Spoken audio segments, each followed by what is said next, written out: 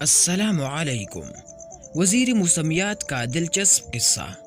ایک بادشاہ نے اپنے بہنوئی کی سفارش پر ایک شخص کو موسمیات کا وزیر لگا دیا۔ ایک روز بادشاہ شکار پر جانے لگا تو روانگی سے قبل اپنی وزیر موسمیات سے موسم کا حال پوچھا۔ وزیر نے کہا کہ موسم بہت اچھا ہے اور اگلی کئی روز تک اسی طرح رہے گا، بارش وغیرہ کا قطعاً کوئی امکان نہیں۔ بادشاہ مطمئن ہو کر اپنے لاؤ لشکر کے ساتھ شکار پر روانہ ہو گیا۔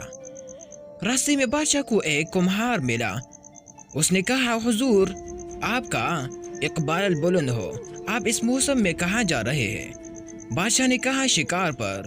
کمہار کہنے لگا، حضور، موسم کچھ ہی دیر بعد خراب ہونے اور بارش کے امکانات بہت زیادہ ہے۔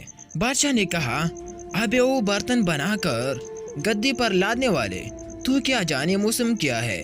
میرے وزیر نے بتایا ہے کہ موسم نہایت خوشگوار ہے اور تم کہہ رہے ہو کہ بارش ہونے والی ہے۔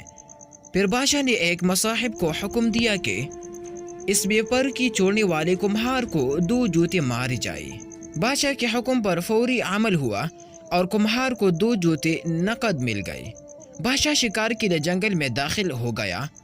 ابھی تھوڑی ہی دیر گزری تھی کہ گٹھا ٹو بادل جا گئی۔ ایک آدھا گھنٹہ بعد گر چمک شروع ہوئی اور پھر بارش بھی ایسی کہ خدا کی پناہ، ہر طرف کیچڑ اور دلدل بن گئی۔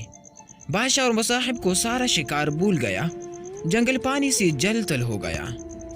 ایسے میں خاک شکار ہوتا۔ بادشاہ نے واپسی کا سفر شروع کیا اور برے حالوں میں واپس محل پہنچا۔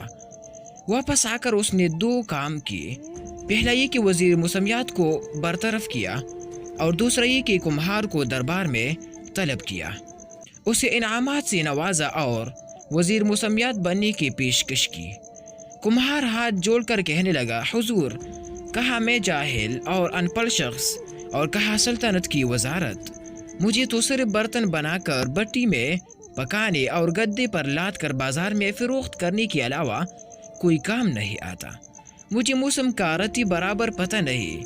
ہاں، البتہ یہ ہے کہ جب میرا گدا اپنی کان ڈیلی کر کے نیچے لٹکائے تو اس کا مطلب ہے کہ بارش ضرور ہوگی۔ یہ میرا تجربہ ہے اور کبھی بھی میرے گدے کی یہ پیش گوئی غلط ثابت نہیں ہوئی۔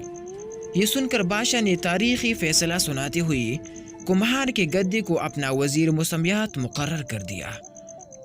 مورخ کا کہنا ہے کہ گدو کو وزیر بنانے کی ابتدا تب سے ہوئی۔